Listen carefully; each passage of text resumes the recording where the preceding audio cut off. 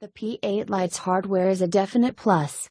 It trades the aluminum and glass of the higher-tier P8 for a plastic shell with faux metal accents, but the imitation is surprisingly convincing. On the front, a solid white cutout on the top and bottom sandwich a screen with a substantial black bezel. Up top is an earpiece, a front-facing camera, and a proximity sensor. Down below is an unassuming HUAWEI logo. Around the P8's side is a silvery band that frames a microphone, one of two, and single external speaker. The bottom houses a microSD port, the top a 3.5mm jack and the second, noise-canceling mic.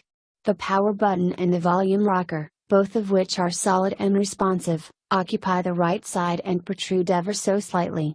It's a great configuration, one easy to finagle with one hand. The P8 Lite's screen, unfortunately, isn't nearly as flattering as its exterior. It's 720p, a low resolution that's becoming anomalous even in the realm of budget handsets, and plagued by poor contrast and color calibration. Compared to the slightly more expensive Alcatel Idol 3, images look blurry, dim, and biased toward the warmer end of the color spectrum. It may be our bias talking, but in a market where 6-inch displays are practically ubiquitous at every price point, the P8 Lite's display feels a bit cramped.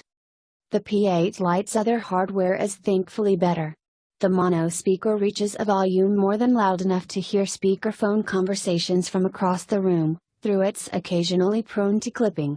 The microphone, meanwhile, captures surprisingly clear audio in recording apps and during phone calls. The P8 Lite's performance is best described as middling. Qualcomm's octa-core Snapdragon